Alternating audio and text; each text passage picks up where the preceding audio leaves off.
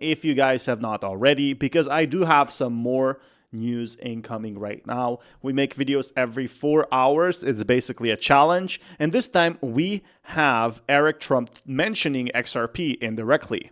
Trump family World Liberty Financial was on Fox News. They asked them about Ripple, XRP, and RLUSD, and the co-founder went on to attack RLUSD. It was a very cringe moment. I have to show you this and give you some facts and information about USD1. They're claiming to be a direct competitor for RLUSD. I also have an update here from Nate Garossi about a BlackRock XRP ETF. You have to. So yeah, I feel like the XRP ETF is guaranteed, but attacking someone on live television, there's obviously a lot of money on working with banks. So I am definitely very, very surprised on what will happen next. Hear kind of what he's saying and the reason why he believes it's going to happen. And I got some other XRP related news. But first, let's address this. When I say you're at the dial-up phase of crypto, you are. We have the fastest growing stablecoin on earth at World Liberty Financial. Everything is becoming digitized. Everything is becoming tokenized.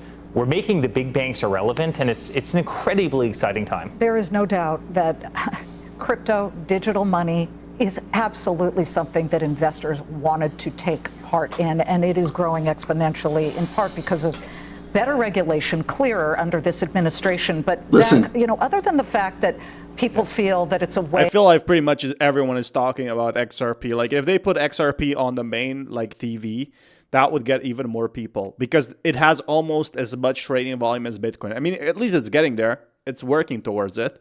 To, I guess, support the Trump family in getting one of these tokens. What are the reasons it would gain value relative to other crypto? Say, for example, XRP, like because XRP actually has a function. It is a token of the Ripple blockchain. On live TV, Ethereum guys. is the token of the Ether network. So what does this do? Yeah, so beyond just being, oh, hey, it's the Trump family coin. So this is the governance token behind USD1. USD1 is our flagship product. Like Eric said, it's the fastest growing stable coin in the world. We're actually, we have way more market cap today than RLUSD. You just mentioned Ripple. Way more market cap. Listen to what he's saying here though, right? He's talking about just market cap, right? Because if you go after the partnerships or anything else, you're going to look real silly. Right now, it's also going to be so hard for them to catch up because, Ripple needed like, 14 years to actually get to where they are today. As a business, it's going to take like at least 10 years for them or a Ripple competitor to catch up. Unless they have like an amazing methodology, which some of these altcoin projects are doing. Like a lot of them are in for a bad time. We're blowing their stablecoin out of the water, frankly. We have a little over $2.2 billion in market cap. We have over $500 million in volume a day. And right now, we're the second biggest Genius compliant stablecoin. So you say, Sensei, who is this little like pipsqueak, right? Zach Witkoff is actually the son of Steve Witkoff. If you don't know who Steve Witkoff is, he's an American lawyer and real estate investor who became Trump's special envoy to the Middle East. He's blowing their stable. So this is Alt Sigma Corporation. I mean, I'm sure they're a great company, but there's going to be probably so many partnerships coming in. Strong Web3 DeFi partnerships not only integrated with Alt5 Sigma for minting payment. I definitely feel like that there is enough in this space for every single partnership to work on. So it's not that, that many issues. Hey, Steven. Why did you pick Binance? Custodian, not disclosed. Institutional focused heavy DeFi, okay? Orientation. Who are their banking partnerships? Strong Web3 DeFi partnerships, notably Alt5 Sigma for minting and payments. Okay, so they don't have any real bank partnerships, right? Like, what are they gonna move? No confirmed partnerships with large legacy banks. Daily volume. So this large legacy banks is where most of the money is and where also XRP gets a lot of its cash funds, And without that, what are you gonna do? Like, if you don't have cash funds, it's going to be an issue, right? Volume 500 million to 1 billion. Okay. Growth accelerated by loyalty rewards. Their product is so good that they have to offer people loyalty rewards to use it because, oh, wait, you usually offer extra things to people when stuff is not really good, right? Because you need to give them more things because they're using your product that might not be as good as other products on the market. That's why you're getting loyalty rewards? Oh, okay. But it has institutional cross-border treasury management use case. I mean, how much more is there to say if people willingly buy XRP and look at the news every day? There's at least 100,000 views every single day. It's on mainstream TV. Like, it's the marketing pays for itself. This is why XRP's army is unstoppable. This is why it is very good. The market had a nice little pump. It's definitely very nice to see that. XRP is still growing strong above $3 still at this. A reported 61 million whale buy of 19 million on XRP on Upbit, which is like a Korean, a lot of Koreans trade there. Internal transfer between the exchange wallets, XRP briefly reacted before stabilizing, still up 6% since last July and trading near 3.11, 3.3, whatever you want to call it. Cases, just no partnerships to speak of. DeFi lending, loyalty rewards, gotta have that twice. Retail payments with planned debit and credit card support. Oh, okay. Emerging markets, rapid growth in regions facing currency instability. And so you look at Ripple's RLUSD, right? XRP and Ethereum, you have about a daily volume of, 386 million. I've seen this daily volume as high as 2 billion. And then you look at the custodian. It also depends on the months, but again, 2 billion is not very easy to get.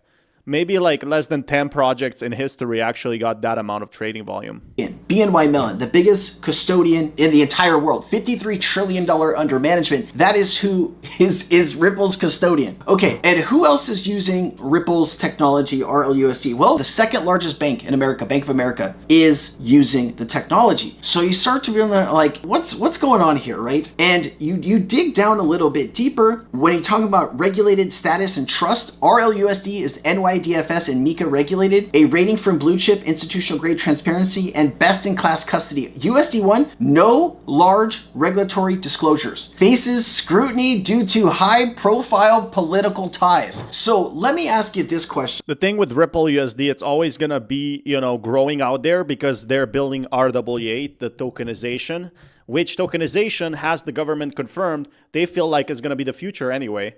So here is why Ripple is probably, still on track. We literally got XRP live on TV, and then we have, another competitor. We have tons of competitors, but nobody's talking about them currently. Everybody's talking about XRP. I want to make this very clear. There is a lot of good projects out there, but I don't want to talk about them because I'm interested in XRP. It's simple as that. I feel like the majority goes for the audience.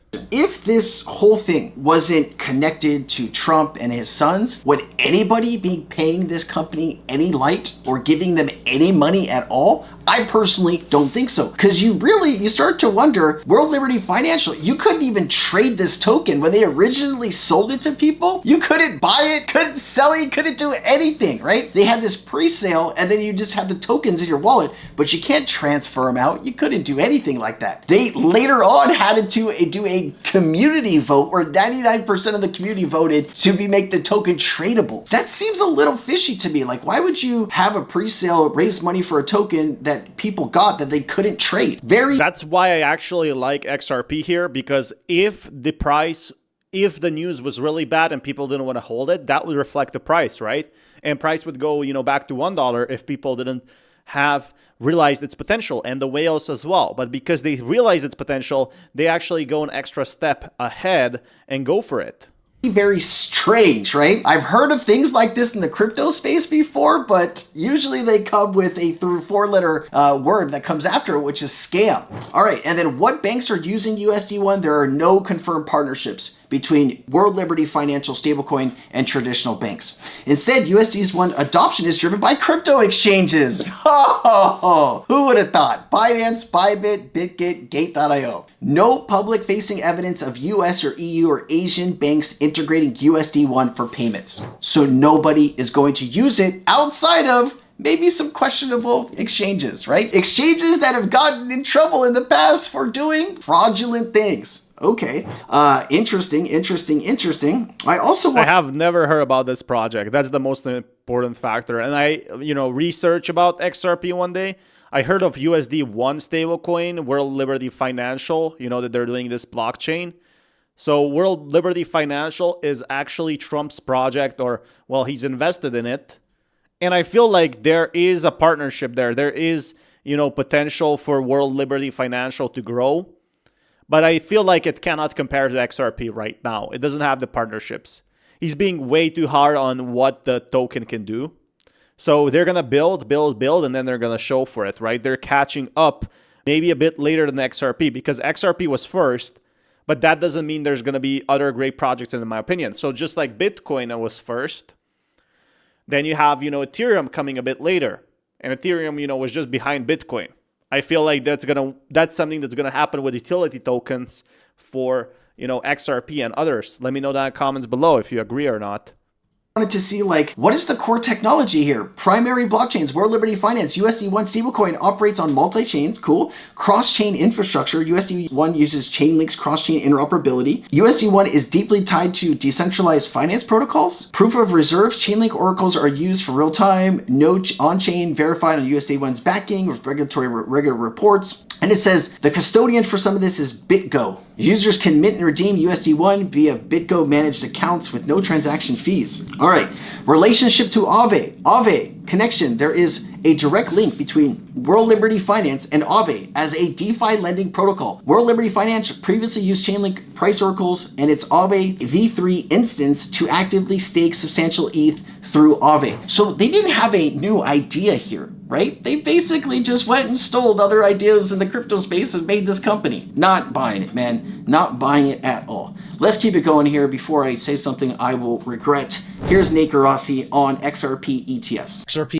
So I feel like this is going to be the main part is crypto is becoming very competitive and they will need to prove itself to be the biggest company there is. There is literally nothing, stopping these companies to take over XRP, but not everyone can do it. You will need billions, if not, probably at least $500 million if you even want to compete with XRP. But a lot of these exchanges will do it because they are looking for being the next XRP in that sense.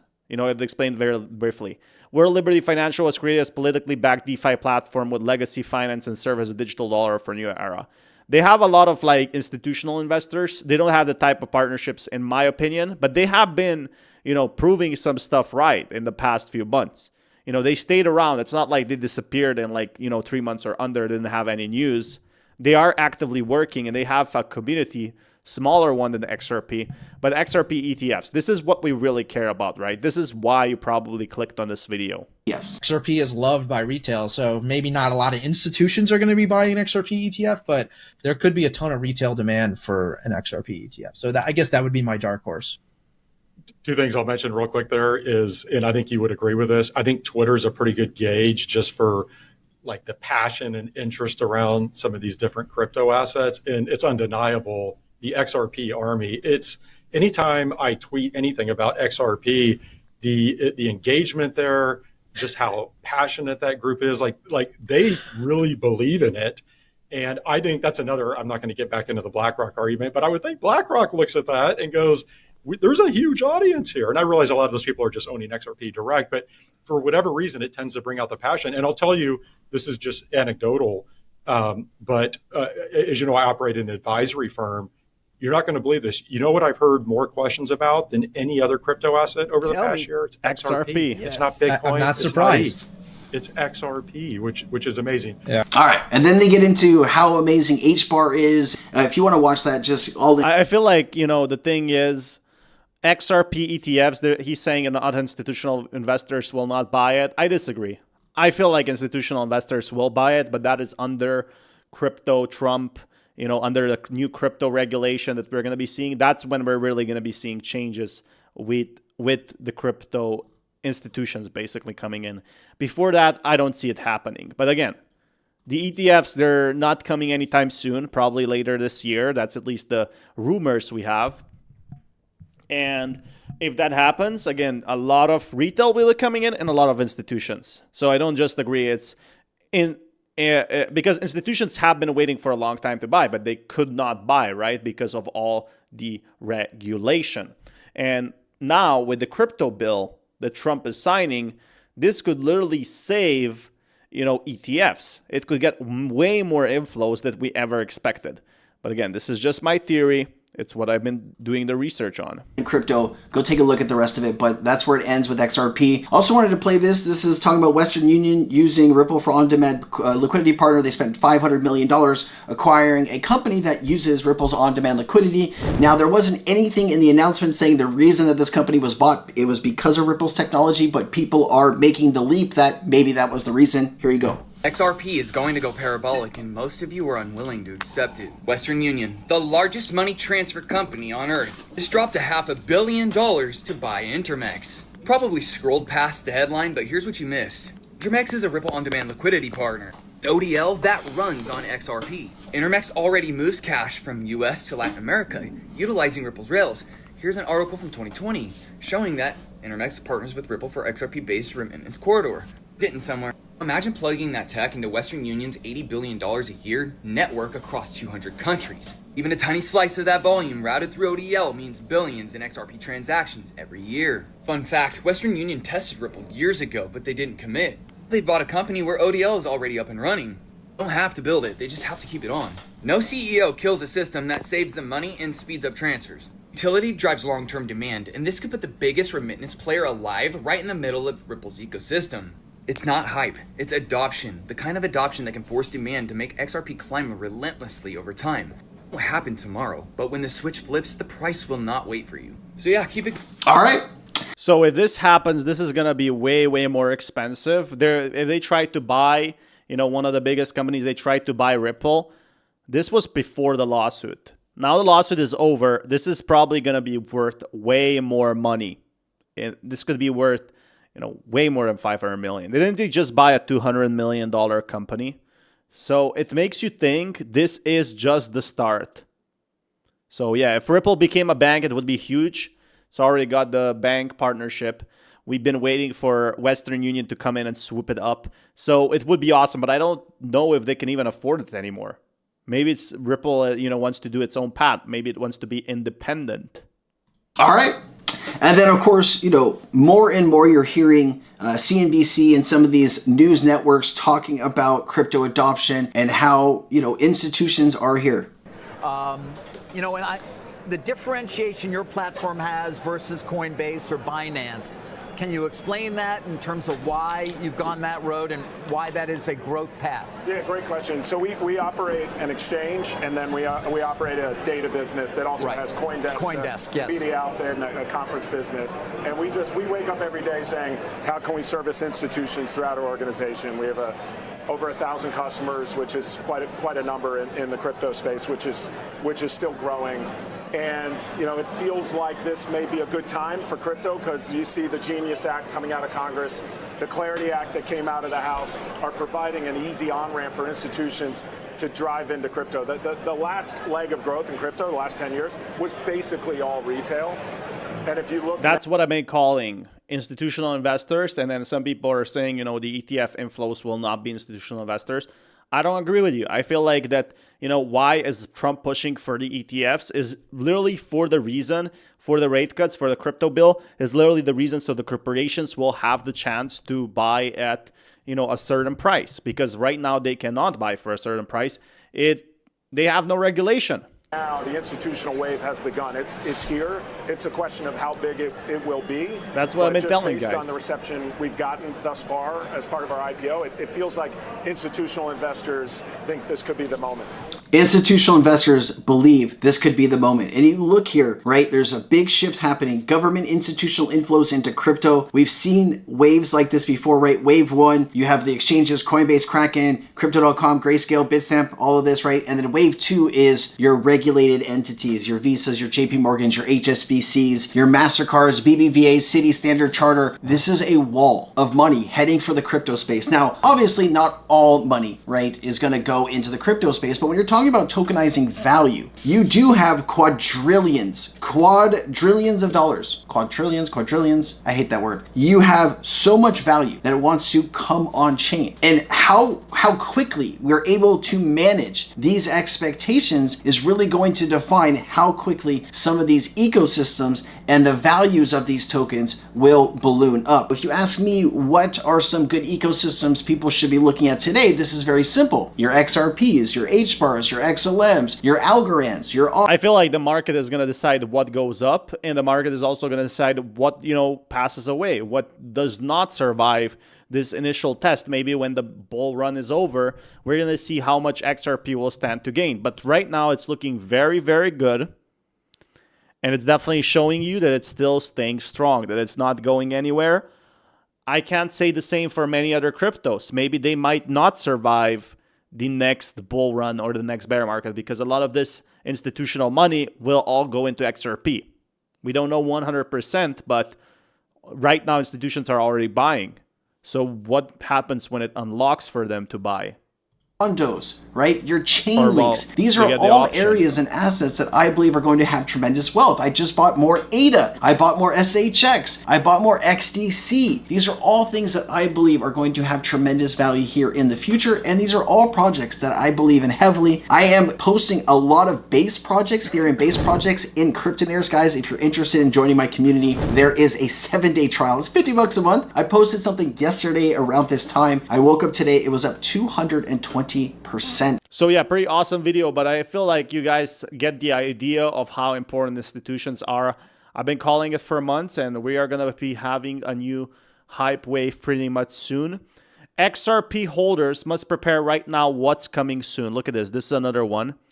XRP holders, we've been waiting, and Larry Fink has been telling us about the importance of tokenization. Now it's becoming another big thing that we are seeing in crypto. And it's going to bring probably trillions to XRP in the long run. Information earlier, maybe there was something in the background. There's not $941 million, so we are not quite at $1 billion yet. I just wanted to clarify that as you watch this video. This was recorded this morning as we had this information in real time. I just got done live streaming and this was brought up to me, and I really wanted to make sure. So we got to talk about real world asset. This is one important factor that nobody at Ripple is focusing on, and it affects the price. Ripple now holds 30% of the share for digitalization, which basically means that you can put, for example, your stock on the ledger and you can sell it, maybe for a fraction even of a share. And here's the thing. There are a lot of companies now fighting, including Ondo, which works with BlackRock, if I remember correctly, which are using XRP Ripple RLUSD to pay BlackRock, from what I heard the rumors. Anyway, that's beside the point. The most important factor is they're all fighting for market share, because this market share, they will want to maintain it in the next 5 to 10 years when, 200, 300 trillions of assets will be coming on chain. That I communicated with you that if I say in this video that we've reached $1 billion, it was before I had this information. I hope that you get value from this video. I did work really hard talking about the benefits of tokenization on the XRP. 100 trillion XRP ledger tokenization RWA. This is something I was calling, guys, for a long time. Is why this is super important. We are in very early stages, just like Google, just starting out. And so it shows Vert Capital $941 million in tokenized assets. And I was like, okay, all right, Vert Capital. Tokenization of real world assets using blockchains like the XRP Ledger and XDC network is rapidly transforming traditional finance by converting assets such as debt, receivables, physical commodities into digital tokens. This process enables greater liquidity, transparency, and global accessibility for asset classes that were previously illiquid or hard for most investors to access. Vert Capital is a major Brazilian financial structuring company and is a prime example of this trend. So in 2025, Vert Capital successfully tokenized 130 million in agribusiness. I think this is like maybe I guess that's agriculture, but the most important factor is this is like a proof of concept, right? This shows other businesses that there is potential for XRP Ledger. You can see 1 billion tokenization on XDC network. Vert Capital announced plans to tokenize up to 1 billion in real-world assets. And again, the market for this is 100 trillion. So XRP, being built on XRP basically means the price on this will go up potentially over the next few years. XDC network over the next 30 months. The XDC network has selected its high throughput, low cost, fast 2-second settlements. So this is a first, I guess like you could call it, multi-million-dollar company that, you know, decided, hey, we're going to work with Ripple long-term because we believe in it. And the more companies you have working on the chain like this, the more you're going to have that future proof, basically. When the bear markets hit, XRP is still going to be around. And it's still going to grow in price, and it's still going to grow in value. So it really makes you think. Integrating the blockchain into Brazil's financial infrastructure. There's also some stuff happening on XDC. If you want to read that, I'll leave it up on the screen here for just that second. You can take a look at it and pause it. The broader significance and market trends here is Brazil as a tokenization hub. Brazil is emerging as a leader in Latin American tokenization space with large projects on both the XRP ledger and the XDC network. Other platforms like Mercado Bitcoin are leveraging the XRP ledger to tokenize hundreds of millions in assets, and global financial heavyweights such as... Yeah, so you probably heard of Mercado Bitcoin, but this is just many of the small companies that are coming to XRP to actually take the next step, right? We are seeing already that RWAs are very early. Most people don't understand what they are and what they do. The important factor here is these companies, you know, they can only pick one chain where they want to build their projects, okay? And they choose most of them, like, you know, at least 30 to 50 to 60% of them chose XRP, and they're gonna try to get this number up. Guggenheim and Circle are joining the ecosystem. That's crazy, yeah. Why tokenize real-world assets? There's probably a lot of stuff we don't know about XRP, you know, because it hasn't been revealed to us yet. Improves asset liquidity and fractional ownership, makes financial products more transparent and easier to audit, streamlines trading, settlement, and management via blockchain rails, reduces counterparty risk, and enables cross-border investor access previously unable with legacy systems. So if you live in another country and you want to buy some type of asset here in the United States, before you would have to find a broker and a third party and go through all of these hoops and pay these additional fees. Now, just a click of a button and a wallet, you can make all of this stuff happen yourself. And so I wanted to better understand, you know, we'll go through this in a little bit. Let me just show you this here real quick. So this is all real-world asset conversations we have at Axelar are just about which chain. Let me go ahead and play this for you, how it's going to be impacting the XRP ledger going forward. XRP, main ledger can talk to the EVM sidechain like seamlessly. It almost acts as a single unified environment, to your point, right? And then the sidechain now becomes this kind of a playground where you can go and kind of customize, deploy your own things, but we don't want to fragment users' experiences. We don't want to fragment liquidity, to your point, right? And so general message passing essentially is a primitive that would allow you to speak as you're in a single chain, but now you have another powerful backend that you can use and you can extend to the developers, right? So you can either deploy things at the consensus layer, like that are audited, that are robust once they're ready, or put them in a, you know, EVM smart contract layer. But the interoperability within them makes UX and DevX seamless, which is, you know, has been our goal for, you know, for the last few years. And I think it's really important that you guys are taking that approach because, yeah, I think fragmentation, if nothing else, is the biggest killer right now in the. So yeah, they're, you know, you probably don't understand what they are saying, but from how I understand it, they're saying basically this is the future we're working on XRP.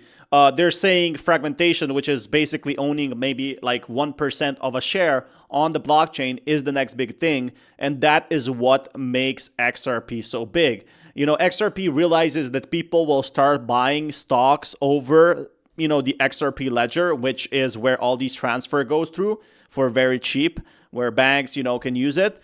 And that's where they really win. They made this plan years before it will even happen. For both developer and users in the whole space. And like as we think about RWAs and getting them to the next phase, if we don't offer, people need to feel like they're existing in one environment. Yeah, I mean, exactly. And not being torn apart by different chains. Like the block, huh? Isn't the block that put out a hit piece on the XRP ledger? Anyways, let's move past this. We're coming for that 100 trillion XRP ledger tokenization. So yeah, I feel like there's going to be enough for, you know, all these chains. It's going to be very competitive. And XRP is going to be the first one to take the majority of the market share. TCC's central securities depository surpasses 100 trillion in assets under custody. Remember, they process anywhere from $2 to $3 quadrillion per year. And then you start to look at real world asset tokenization ecosystem map, Ripple, Medico, of course, here it is under custodians and wallets. And you look at this vast, ecosystem of development and deployment. And you do have Ripple at the forefront of a lot of this. And then it says new article on Ripple homepage exploring advantages and considerations of CBDCs and positive impacts of asset tokenization. So how can CBDCs and asset tokenization work together as well? CBDCs are needed to support most significant positive impacts of asset tokenization and increasingly targeted mechanisms for transforming tangible assets, examples real estate or intellectual property, into digital tokens stored on blockchain. With tokenization, anyone can view the process of asset transfer through ownership. Efficient settlement of asset exchange is not as impactful if the cash component of the transaction isn't equally efficient and able to be coupled into a single atomic update. Wholesale CBD. So they're basically saying, from what I understand here, in addition, tokenization improves privacy and agility as assets move peer-to-peer without the need for centralized intermediaries. So they're saying everything is going to be faster and quicker in very simple words. They're also saying efficient settlement of asset exchange is not as impactful if the cash component of the transaction isn't equally efficient. I didn't get this part. They're sometimes making it very confusing to read, in my opinion, especially since a lot of XRP users are not fully into the specific terms, but they're designed to settle large scale, high value security transactions and interbank transfers. So CBDCs are cool. Well, that's what they're saying, like here, that they're going to transfer a lot. Central banks, in the case of CBDCs, we aren't exactly sure if they're going to pre-approve yet, right? Because of the Trump regulation. Wasn't there a central bank digital currency ban bill or what it was? I'm not even sure if it went through. Bank transfers, affording operational efficiencies around speedier settlement times and greater liquidity when settling other assets like tokenized real estate. In addition, tokenization improves privacy and agility, and assets move peer-to-peer without the need for centralized intermediaries within decentralized networks. So basically, the network is never going to be down as long as there's two users, I understand.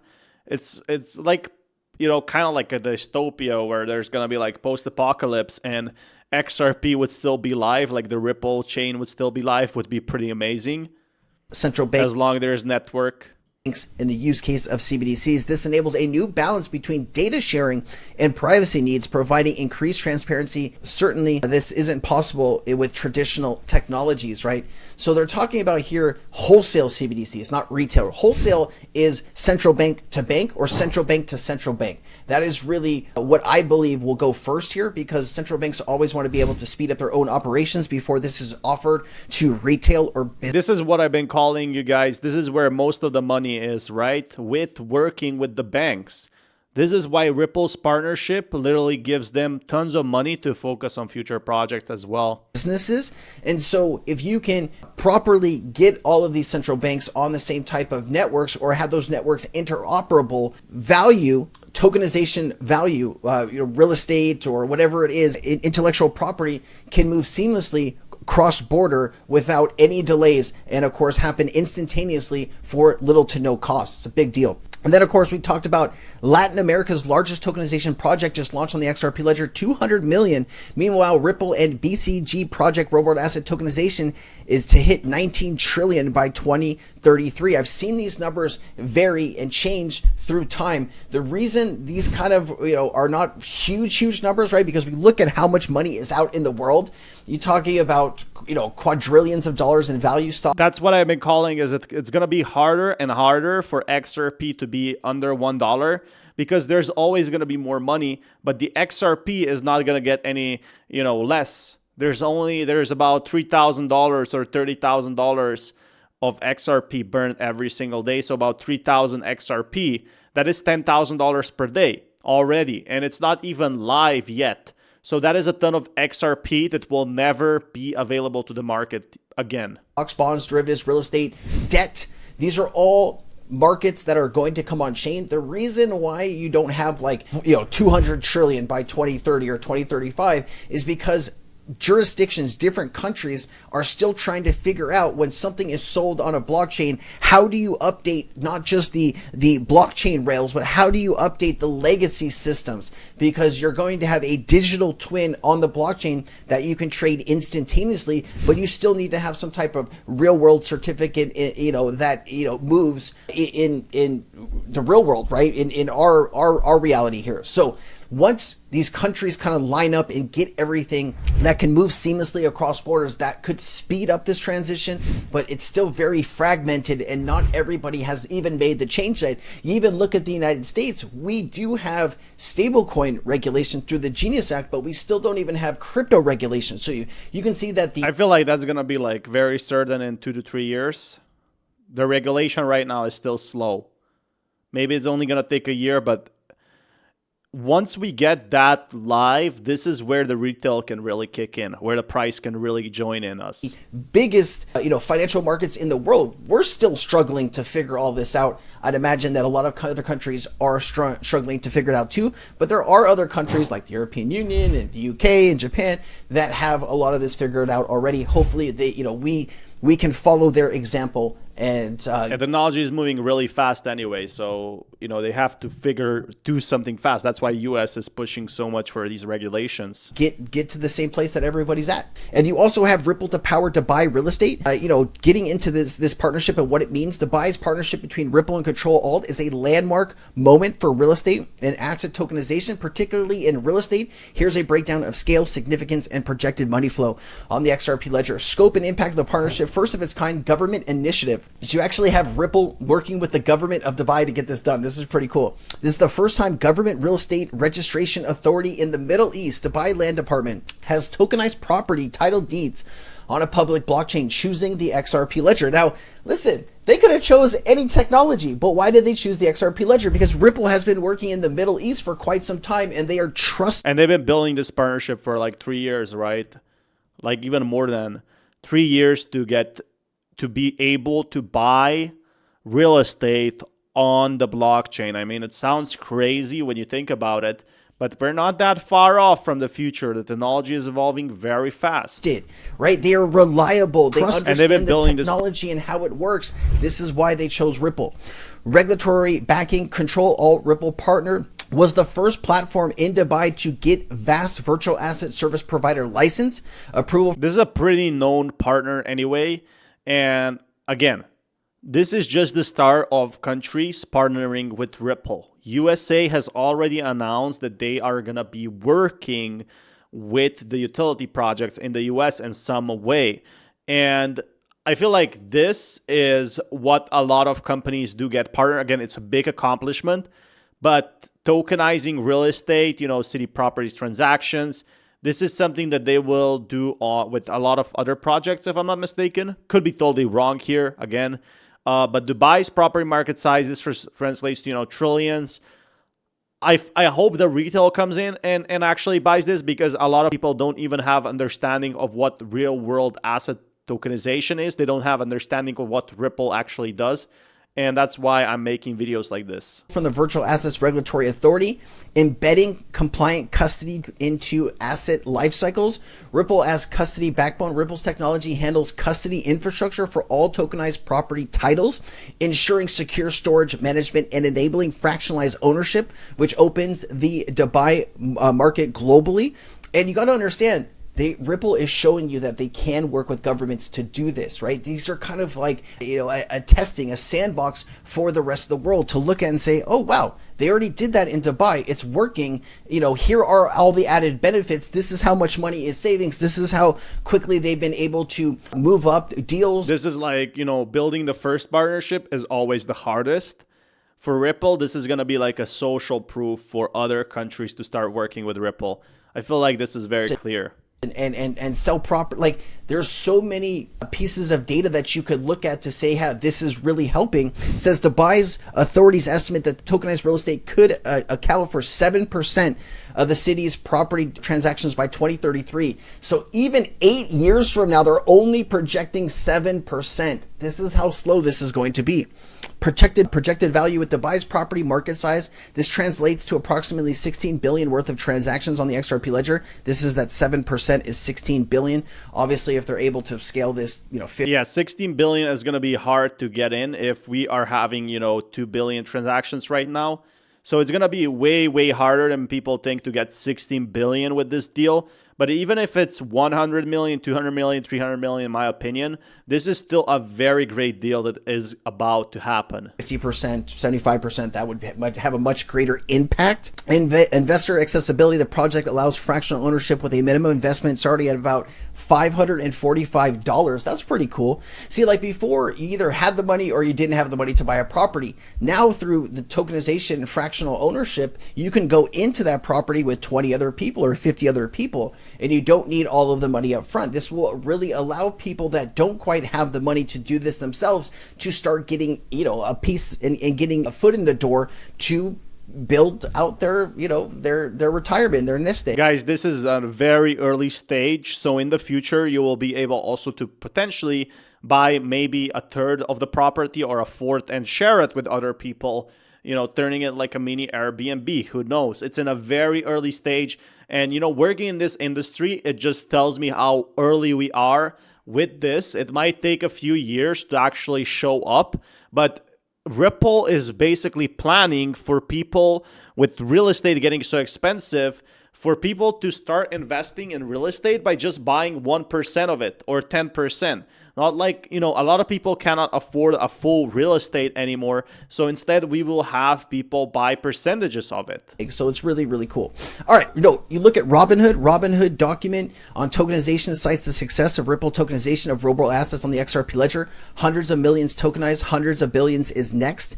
And so, of course, I threw the document in here just to try to get some more information. Robinhood document cited Ripple's success in tokenizing hundreds of millions of dollars of real-world assets on the XRP ledger, positioning Ripple as a major player in blockchain-powered asset tokenization. The document highlighted XRP's infrastructure as optimized for financial-grade tokenization. So Robinhood is calling Ripple's infrastructure optimized for financial-grade tokenization and validated XRP as an institutional asset in real-world assets. Robinhood has proposed a federal framework for tokenized real-world assets, and it has reportedly connected its initiatives to the XRP ledger alongside giants like BlackRock and Goldman Sachs. Robinhood has went pretty big on everything, like you can imagine. They went pretty rough, basically, which is pretty amazing. So while Robinhood CEO signaled a platform-wide blockchain-driven strategy focused on tokenization, didn't Robinhood just buy one of the biggest crypto exchanges, Bitstamp, if I remember correctly? So they have been calling for the future, basically what Ripple is doing right now. And Ripple was working on this project like many years ago, what Robinhood bought. So yeah, Robinhood from almost going bankrupt to basically becoming one of the crypto powerhouses definitely shows something. This institutional validation is significant, showing mainstream finance increasing recognition. I do want to say that Robinhood has gone on to build their own kind of layer 2 on Ethereum, so we don't really know how much of the XRP ledger that they're going to use. Robinhood did buy Bitstamp, which basically runs Bitstamp and pushed the XRP ledger, integrating derivatives, including micro futures and XRP trading nearly 24/7, represent its commitment to leveraging the XRP ledger. So Robinhood does have skin in the game here on the XRP ledger through this Bitstamp acquisition. But we just got to see how serious Robinhood wants to take the XRP ledger. Also, Robinhood CEO signaled a platform-wide blockchain-driven strategy focused on tokenization Q1 2025. What I want So yeah, Robinhood is doing this already, but Ripple is the first one to be doing it. So they might have the main partnership and the advancement. They're pushing for XRPL integrated derivatives, which XRPL has low transfer fees. It has, fast operability. So, of course, they're choosing XRP. Represent its commitment to leveraging XRPL for tokenizing value, especially in derivatives and possibly broader RWA initiatives tied to its trading platform. This is probably the first step that, Robinhood is taking to tokenizing everything. Who knows? They're going to probably tokenize stocks next. Derivatives are the, easiest to basically tokenize. Maybe it could be real estate later. Maybe it could be XRP. To understand here is Robinhood is making this play because their crypto portfolio is up 200 to 300% year over year. They understand that this is the future and the way value is going to move and transact. Exactly. And they want to buy and solidify their place in this new world order. And they have tons of money to do it. They have probably millions and millions of money or billions to, you know, to not fail. They are not giving up. And again, these are not small features, guys. If people would, you know, just test this stuff and banks would be testing this stuff, why would they throwing so much money into development, employees? You know, they're not taking this as a joke. They're not taking XRP as a joke because they have spent, you know, lots of money to actually get ahead. I mean, how many times have you seen this clip, Larry Fink? Before I play this clip that everybody's seen, I saw it 10 times. I'm trying to hammer it home here, baby. I'm trying to hammer this home. That we are talking about the tokenization of the stock market, the bond market, all of this value is coming on chain. But I really wanted to get into here is what happens if $10 trillion in tokenized value is brought onto the XRP ledger. It doesn't quite equal a huge price rise and a price run. Let me just go through this with you so you better understand this. How tokenization works on the XRP ledger. Tokenized assets on the XRP ledger are represented as custom tokens that could be real estate, bonds, stocks, etc., which use the XRP ledgers as infrastructure, but they are not XRP itself. XRP is the native. So guys, I just want to make this very clear. This is just a side project for XRP. I feel like, you know, XRP is trying to go worldwide. The first thing they are doing is basically banks. The banks are going to be probably the majority of their revenue and transactions. But tokenization is what future-proofs them, you know, after the bank partnerships. That's how I feel like they're doing it. They're, you know, making the partnerships first with banks, focusing on that. And for the future and working on it now, they're doing all of this other stuff. Currency on the XRP ledger primarily used for payment transactions, provided liquidity for payments and settlement transfers as a bridge asset for interoperability between different currencies and tokens on the ledger. Will 10 trillion in tokenized value increase the price of XRP? Merely adding tokenized value of 10 trillion, like real estate or stocks, doesn't require buying or holding large amounts of XRP. Tokens representing these assets are independent, of XRP itself. Utility and activity. If these 10 trillion assets are actively traded and settled or transferred using XRP as a bridge currency or for liquidity, institutional retail users may need to hold and use XRPs for fees, settlement, or bridging. This creates real demand for XRP. Institutional adoption. As institutions tokenize and trade more assets on the XRP ledger, they need KYC and AML compliant settlement for fast bridging can drive new utility for XRP. Technological upgrades like hybrid tokens and decentralized identity for regulatory compliance helps attract these institutions and increase tokenized activity settled with XRP. Supply and demand effects. If institutions or users need substantial amounts of XRP to facilitate settlement, collateral, or liquidity for swaps, this can reduce the available circulating supply, which may drive up the price. So it's not just, you know, tokenizing all these assets and bringing them on chain. It's kind of how it's done. And is there going to be, you know, a way that you're going to need to have XRP for collateral backing up some of the assets, and how that's going to unfold as more information becomes available. I feel like, you know, first of all, getting tokenization is not going to be an easy part. This is over 1 trillion of assets, but if anyone can do it, it's XRP Ledger. Second of all, the biggest problem is not getting the stuff on it, it's actually getting users. So this is going to be the second stage. We are in basically building stage now, and the second stage is getting all these burn transfers for XRP going.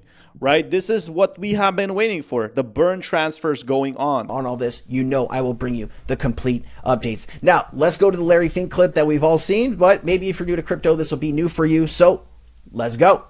We believe the next step going forward will be the tokenization of financial assets. And that means every stock, every bond will have its own, basically, CUSIP. It'll be on one general ledger. Every investor, you and I, will have our own number, our own identification. We could rid ourselves of all issues around illicit activities of bonds. That's what I told you guys. They want to do everything, you know, fast transfers, buying real estates through these stocks. This is like a 20-year plan, maybe like a 15-year plan. but basically buying real estate with a click of a button. Bonds and stocks and digital by having a tokenization. But the most importantly thing, we can customize strategies through tokenization that fits every individual. We would have instantaneous settlement. Think about all the costs of settling bonds and stocks. But if you had a tokenization, everything would be immediate because it's just a line item. And so we believe this is a technological transformation for financial assets. If you want to talk about voting and voting choice and all the things, if we know every moment who is the owner of that stock and it's now time to vote, every individual who has ownership is identified and they can vote their own. Listen, we obviously understand that tokenization of financial assets is where the next evolution of all of this is coming, right? Quadrillions of dollars from the real world moving onto blockchain over the next 10 to 20 years. How quick that'll happen, it'll be up to the jurisdictions and governments around the world, but it is in fact coming.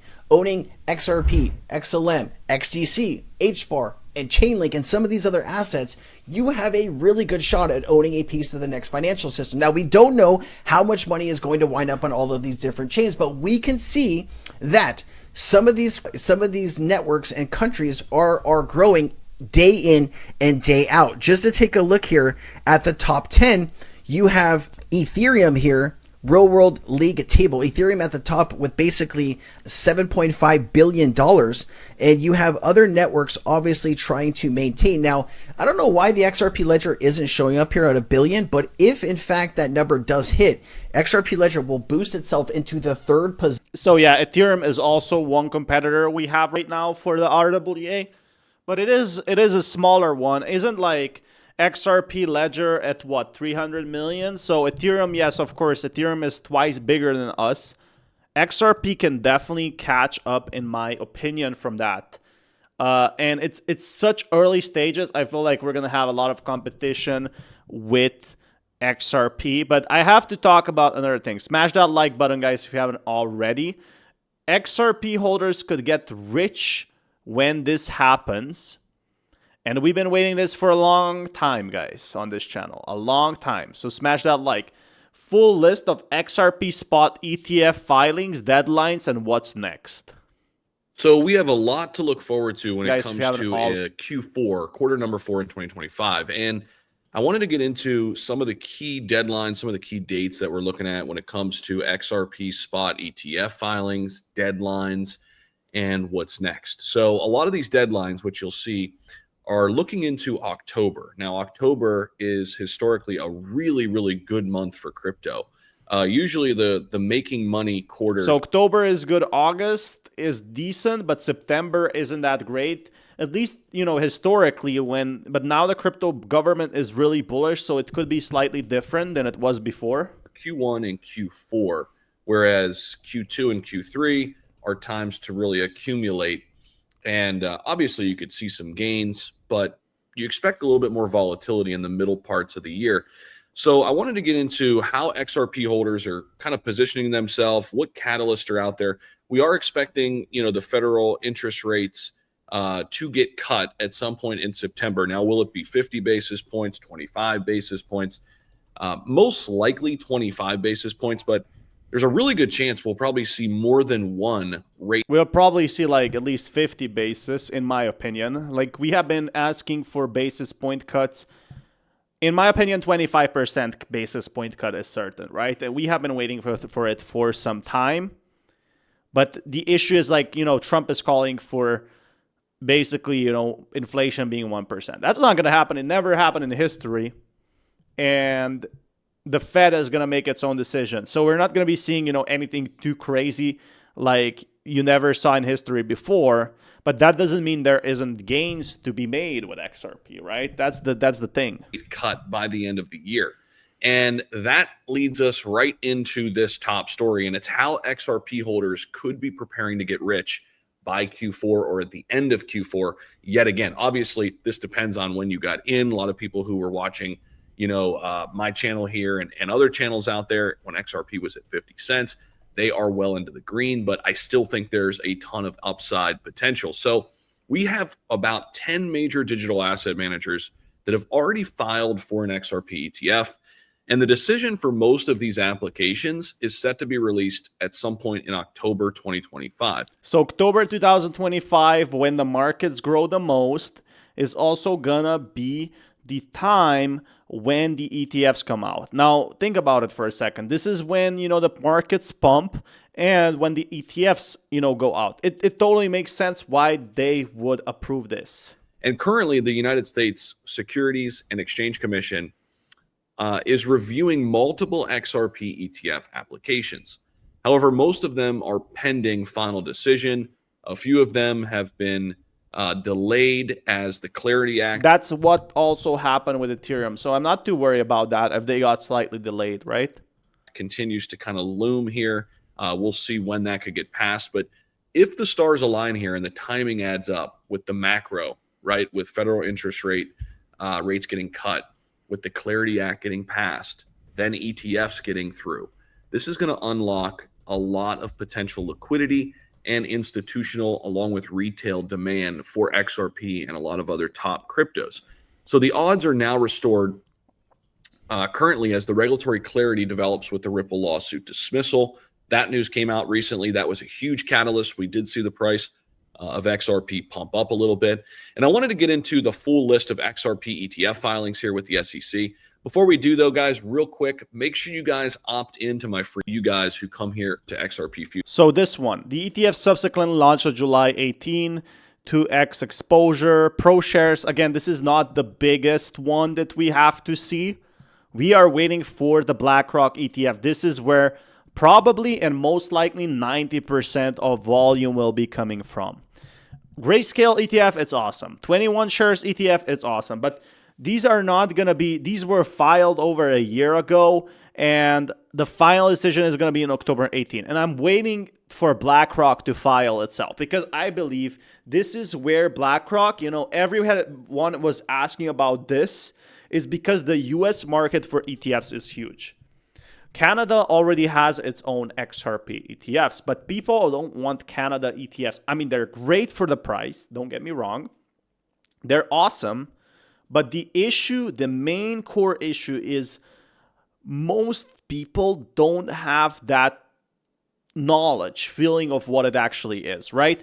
And they don't realize they don't know how to buy it yet. That's the point I'm trying to say. So with BlackRock, launching it, we could be seeing major retail investors coming in. Like a lot of retail and both institutional investors, because everybody trusts BlackRock. I know it's hard to understand here, but bear with me. The most important factor is 90% of volume is going to be from BlackRock itself. And that's why I feel it's going to come out, especially if people demand it. Like if people ask for it. That doesn't mean like messaging BlackRock about it, but just BlackRock, I feel like, is gathering data if it's really worth it to post XRP as an ETF. 2025. And then we've got the 21 shares XRP ETF. This too was filed on the same day, November 21st, 2024. And they officially acknowledged the application on February 19th, which is my birthday, actually, in 2025.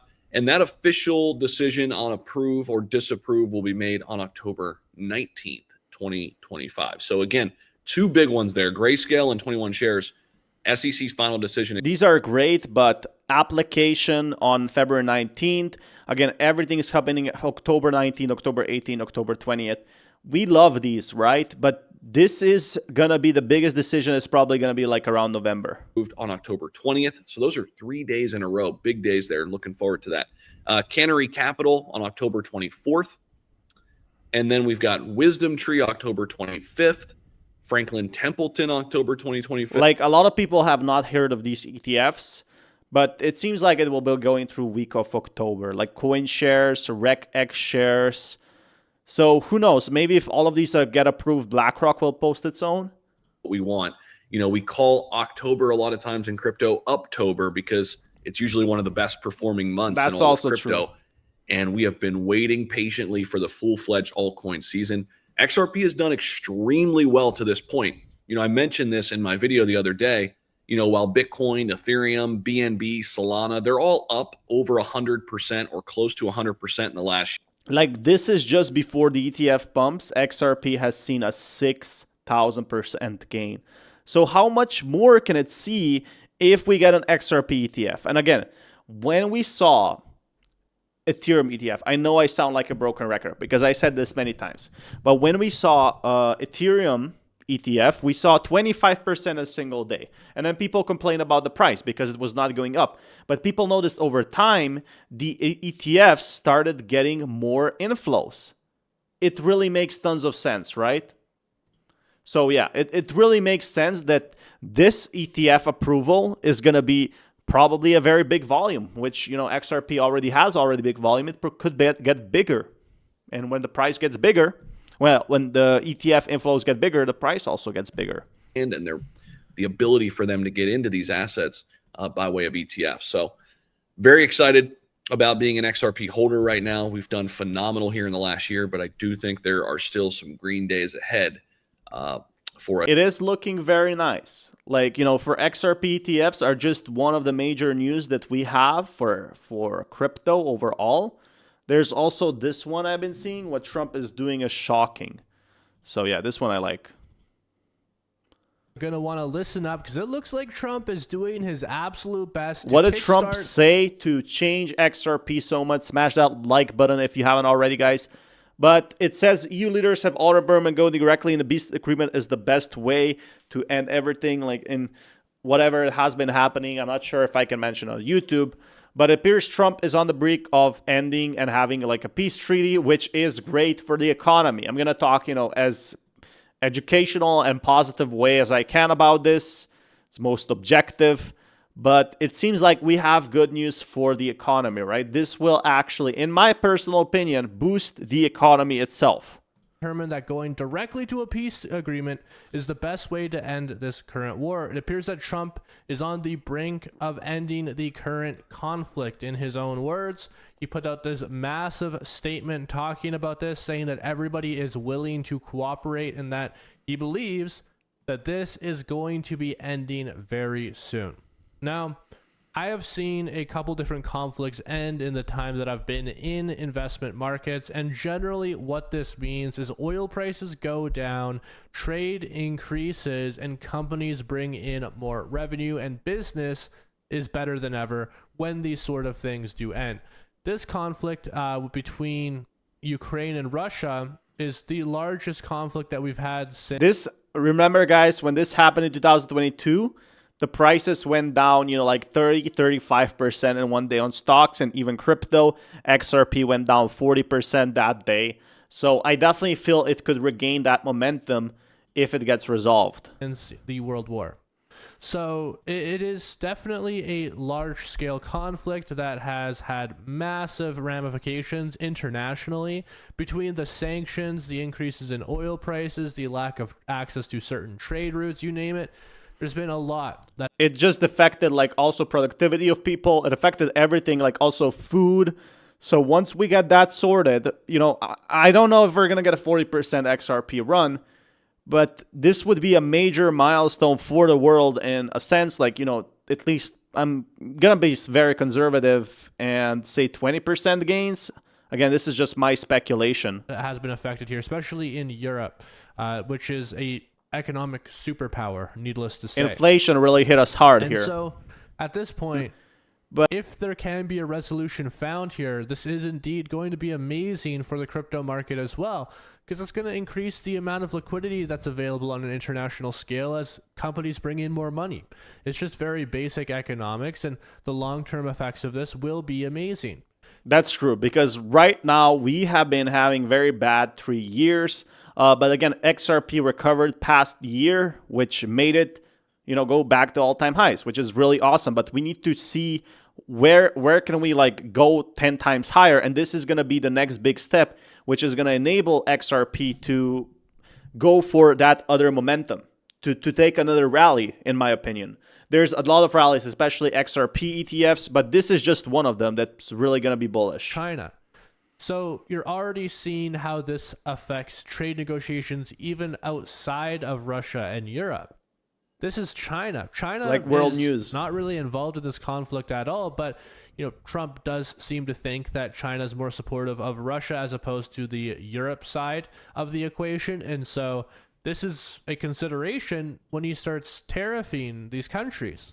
And so less tariffs we've seen has been beneficial for the price of certain asset classes. Now, depending on what way you look at it, tariffs getting put in place and there being massive corrections can be a good thing too. Buying those dips, it's a great opportunity.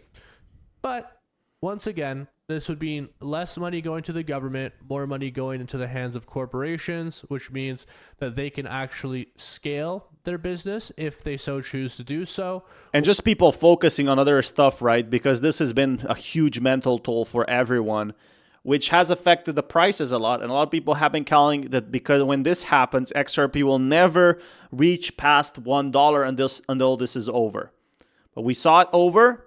And you see it already immediately after this meeting, 40 billion inflows, biggest in a week and probably biggest since this year.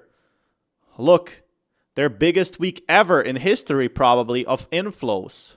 Now, so this is a good indicator before even retail investors, guys. That's what I'm telling you. Before retail investors, before institutions. What we're seeing because of what's currently going on in the markets is nothing short of absolutely historic, okay? What I'm showing you guys right now is spot Bitcoin and Ethereum ETFs and their inflows. So what you can clearly see here is we had some really amazing volume numbers last year in March. You know, towards the end of the year in 2024, we had some great, volume numbers here in December, leading up into even January, of course. And of course, the numbers that we're seeing now, as July, August has come around, are much higher than that. So yeah, this is a positive indicator because this is before the institutions came in. So again, who do you think is buying all this supply of XRP, Ethereum, Bitcoin? I don't think it's institutions yet. I don't think it's retails yet. I think it's the crypto whales. Rate cuts can help, but I know you said they are already accounted for. I feel like rate cuts are overhyped in my opinion. That's just my opinion, right? But I really feel like the rate cuts we would be seeing would not be that much of gains. They would still be gains, but it might be only like 15%, 20%, 10%. But some people think, rate cuts will pump my crypto 200% to $7. Now, I don't think that's going to happen because people are already expecting rate cuts anyway. In other words, we're hitting record ETF inflow numbers, just volume numbers in general. It's incredible hitting that $40 billion mark inside of a single month is nothing short of spectacular. And I must say, sorry, this is just a week, 40 billion in a week, not in a month. That is absolutely insane. And this is just between the Bitcoin and Ethereum ETFs, right? And so yeah, that's why I'm calling for XRP ETF, because look at this volume. Literally, if XRP gets approved, XRP is going to be the third crypto and it's going to join all these ETFs. Like, billions and billions. That's what I'm telling you guys. XRP joining this, basically Bitcoin and Ethereum would be the biggest gain ever. So we're going to be seeing a lot more ETFs be applied for and brought to the market, and billions of more dollars are available on the sidelines. Trade deals being figured out will allow even more volume to flow through. This is incredible, and this is something that should really show you guys that there's a lot of life still left in this market. We're still hitting all-time highs everywhere. I mean, Bitcoin's... This is what I've been warning you guys about. Don't be afraid of the bear market. Don't be afraid of a small dip, because we can rebound just like that, like really fast. Still hitting all-time highs. ETF inflows are still hitting all-time highs. The stock market's still hitting all-time highs. And we still have these massive catalysts that have yet to come to fruition. The XRP ETF, the hidden road, full integration into the XRP ledger. And, there's other businesses that Ripple is acquiring for XRPL integration as well. And on top of that, of course, the Federal Reserve still has not lowered rates. And we're still hitting these absolutely insane numbers with these record levels of debt.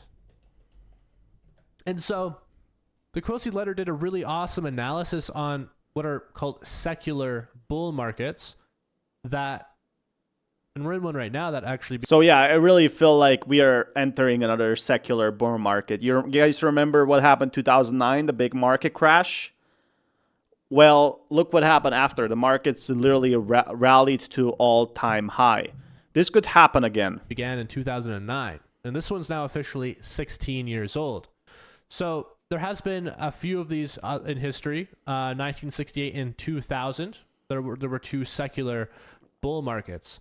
The 1982 to 2000 cycle ended with a 114% rally into the dot-com bubble before crashing. I'm sure some of you remember that. And on the other hand, the 1949 to 68 cycle, ended with a series of smaller peaks and deeper pullbacks. As seen below, I feel like this could be like a 1949 to 1968 cycle, because this is what we're seeing with crypto. You know, crypto goes a bit down, then XRP goes a bit back up. This is the same patterns we're seeing. So like XRP is going, 5x, 6x from $1 to $2, rests a bit, goes for another all-time high. This market is tracking more like the 1960s pattern than the late 90s blow-off. Cape models suggest returns could still accelerate over the next few years before the peak. Both historical analogs imply more highs ahead before the secular wave ends. In other words, this bull run that we're currently experiencing is incredibly strong. And there's also we have in 1982 or 2009, the issue was there wasn't so much productivity. Right now, there's so much productivity in the world. It's so easy to get a job, at least. That's what the government is saying. And we are seeing, all-time inflows of cash. There's never been so much cash in this world. So a lot of this cash, guys, will probably go into XRP. This is the model where you can see the bull run right here, starting in, 1949, and the bull run right here, starting in 1982. And this is more or less where we are today. So yeah, I feel like this is going to be a more short-lived bull run than people think. This is the bull run we saw now. Maybe it could last a few years. Who knows when it stops? You can see we haven't had any of these insane meteoric rises. I mean, the dot-com bubble, most notably, I think is more relatable to what we're seeing right now. And there was a 114% rise with this brand new internet technology that was taking over the world. And that's crypto right now, isn't it? Like XRP is doing its own technology. You see the patterns. Yes, dot-com bubble was its own thing, but we literally have XRP developing, payment transfers for the banks, which is like a mini dot-com bubble, in my personal opinion. Today we have AI and cryptocurrency, two massive new technologies that are working together in tandem. Smash that like button, guys. Infinitely Thank you. Are more valuable Helps than me grow a channel. In the internet even. I mean, these are going to completely shift the way that everybody does business. It's going to boost productivity in a way that's never been boosted before. I mean, it's insane what this technology is able to do. It can instantaneously send out legal agreements. It could do a complete detailed to-do list for you daily. It can send you exercise routines to build whatever type of muscle you're looking to build. It can create videos. That's just the power of AI. And we really don't realize how important this is, but crypto is becoming a thing where you can store everything on a single chain. This was never possible. All the files, all of the, assets basically of the world, stocks, gold, you could potentially put it and it's going to grow on the XRP ledger. Seconds that are indistinguishable from reality. There is so much that AI can do and so many ways that it's going to boost productivity that I find it hard to believe that we're not going to see a productivity boom that is lower than what we saw during the dot-com bubble. I mean, this is the thing, right? Everybody's talking about AI, but this dot-com bubble happened also because there was less money. It was easier to grow market caps than nowadays. But there's also the truth that there is more money nowadays in the stock market. So there are a few patterns of what might happen, in the next few years. Here we can see 1999, was a great year, but there was also a big price crash. We saw even a very big, 3-year price crash, and now we saw the markets recover. This happening for every single time in history. Could we see 114%? Who knows? Because it was much easier to grow here than it is maybe now. So far, in terms of market cap, this cycle right here hit 4, and most notably was up 87% right here before 1955. correction. And again, guys, this is like 1955, 1995. This is 30 years ago. This is a long time ago. I feel like the markets have really changed in 30 years, right? The humans have changed over 30 years. And this is why I don't look that much at past patterns. It could be an indicator a bull run is coming, but it's not a good indicator yet of what's yet to come. So, like of what gains we're gonna see. Who knows? Could skyrocket to 150. We're gonna see how this plays out. I'm hoping for the best, because if this plays out anything like the previous two secular bull markets, this is gonna be the most insane rally any of us have ever experienced in our lifetimes. I think it's going to be even greater than the dot-com bubble, even greater than, this, 1949 to 1968 thing that happened here. And that is exciting. I don't agree with that. I don't agree we're going to see, higher than 114% in a single year, because that means the market cap would also have to double. But hopefully I'm wrong. I'm hoping I'm wrong, because this happened 100 years ago almost. And, Levi calling that we're going to see this. We haven't saw that in 2021, but who knows? AI is great, but it's that great to, basically make the bigger than .com bubble? I don't know. I don't think so, but who knows? Could be like half of that. Could stop somewhere here, or maybe 3/4 of that. Here. And that is exciting. Nobody knows for sure. Obviously, the big thing that needs to change is interest on U.S. debt, right? Interest rates are high. U.S. debt is massive, and you can see this dotted red line right here is the cumulative U.S. interest expense in the fiscal year. I already called, guys, that I feel like that cutting interest rates is a bit overhyped, as people think. I feel like there's a lot more bullish news than cutting interest rates, but it's definitely going to help the price. I feel like a lot of it is priced in. People have been calling to cut interest rates for about 10 months now, probably 3 years. Year of 2025. So far, it is obviously higher than any previous year on record, and it's only growing because the interest rates are staying much higher. This is absolutely a crisis. The interest rates need to go down. And so that is the final catalyst. It's just interest rates going down so that there's more liquidity available in the markets. And then things are ready to go absolutely bananas like they did in the 99, crazy run here. And like they did back in 1968, that crazy run that we had over here. And I frankly can't wait. I really hope that Jerome Powell doesn't mess this up. We do have a limited time frame in which we can lower rates to foresee this, and if we can see this through, I mean, it's going to be amazing. So it's going to be hard to hit 100%, market gains. But again, if Ripple went from, what was it, 20 cents to $3, I'm really starting to get more open-minded about the power of the stock market. I didn't believe that Ripple would hit $3, and yet here we are. It hit $3. Because why did I believe? They're just, something to hit 10x in the crypto markets. It does happen, but it is like, something as big as XRP that was big before, is now even bigger, is a once in a decade, in my opinion. What happened to XRP is once in a decade. We might not see it again for another 10 years. So this XRP crypto crash is a trap. That's what I've been telling you guys. This crypto crash is a trap. So let's check what this has happened. And a lot of people get caught up to this trap. It's very easy to get caught up. But you guys got to realize it's a trap, as people have been calling it.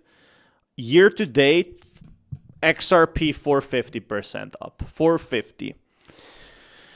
No other crypto has been even close to $450 up. Ethereum. Not even Ethereum, not Bitcoin, nothing. Ethereum about 4,400. Hey, XRP $3.10. Even if we scroll down and look at some of the other altcoins, XLM 42 cents, almost 43 cents. Sui about $3 and almost 80 cents. HBAR about 25 cents. There's not been a Hater. crazy gain across the board for altcoins in this last week. This last week hasn't been that exciting. For an example, I kind of predicted that August is not going to be much happening, and hopefully I'm wrong, but it pretty much collides with the plan I have been making. Septembers are not historically strong, but Octobers are called Uptobers in crypto. This is when the markets really start to make a move. And again, this is based on past data, but you can see here that XRP is already trying to push out. See, this is exactly what I told you guys. This graph is what I wanted to show you. It's a very important graph here. September of 2012. This is Bitcoin, by the way. So again, the only time that we've Bitcoin, but XRP goes pretty much well on its own as well. Had a very bullish September was actually back in 2012. Outside of that, the losses and the gains have been, kind of boring. The losses have been 20% at some point almost. It was like 18.65%, 8.5%, almost 6%, almost 13, like 0.8%, almost 8% here, 7.3. Again, the gains here, barely anything. So a lot of people are not expecting a very bullish September. But if we're going off of that mindset, right? If we look back in time and we really kind of compare it to August, August wasn't supposed to be that crazy of a month either. I feel like it's also hard to compare this graph that we are watching right now, because the issue with this graph is it's also has happened in sorts of crypto regulation and when crypto was super tiny. All the way until 2017, crypto was a tiny baby, so it was really hard to predict. Like, we're never going to see 2013 gains like 5,285%, right? And like 56% down in a year, 64% down, 73% down, right? These are the markets like we are seeing, and we might see more stable markets now with the governments coming in. If we're thinking about that, right? And even some of these other months haven't been really kind of following closely to their previous price action. So if we're thinking about this, could September, be bullish? 100%. I really do think that we could see a very, very bullish September. It wouldn't surprise me at all. I feel like I wouldn't be surprised, but I wouldn't expect a September being bullish for crypto. Again, it really depends on what the news we get, which is something I will keep you guys updated. I feel like October is much more guaranteed. In September, it could go like either to one side or either to other side. There is really no certainty in crypto. And this is also why I do think that September is going to be a very bullish month. We're starting to get told that September is going to be bearish and, now the market's selling off. So, the market's going to be pretty bearish, maybe sell and rebuy lower. This is where a lot of people get trapped. But if we look at the Fed FOMC meeting from the CME group, we could see that September has a 92.1% chance of a rate cut. So yeah, the rate cuts are pretty much certain. The only question is how many rate cuts. Is it going to be 1? Is it going to be 3? Personally, I feel like it's going to be 1 to 2. Maybe 2 if the markets go well. But 3 is going to be like pushing it. Especially, knowing Jerome Powell. Jerome Powell is very conservative in his rate cuts, which is, good to have these slow rates, rising. But Jerome Powell back in June, we are refusing to cut interest rates because everyone I know is forecasting a meaningful increase in inflation from tariffs next month. July inflation just came below expectation once again. And, people were calling that, but you never know. Full increase. I personally feel the tariffs are actually bullish for the U.S. government because they're getting a lot of money from it, which is my opinion. Inflation from tariffs next month. Now, that was July. July inflation actually came below expectations once again. And if we're thinking about inflation in the US, it's 2.07%. So the US right now has one of the lowest, this is like the lowest inflation around the world. So the question here is, why haven't we cut rates? I feel like, a lot of the governments will, when they are deciding for the most superpower country in the world, they will take like extra 3 months or a quarter just in case like in the black swan event that, you know, the inflation was super bad, they cannot pull like just revert rate cuts, you know? And that's the thing that, you know, they want to take slow and steady. And I feel like other countries will follow USA as well, which could lead to another breakout for crypto. The EU has cut rates almost month over month, and we are still behind in a huge way. So the question here is, what is the Fed going to do? Because again, if we listen back to the June meeting, listen closely. And what we're waiting for to reduce rates is to understand what will happen with really the tariff inflation. And there's a lot of uncertainty about that. Every forecaster you can name who is a professional forecaster with adequate resources and forecasts for a living is forecasting a pretty significant. Everyone that I know is forecasting a meaningful increase in inflation in coming months from tariffs, because someone has to pay for the tariffs, and it will be someone in that chain that I mentioned between the manufacturer, the exporter, the importer, the retailer, ultimately somebody putting it into a good of some kind, or just the consumer buying it.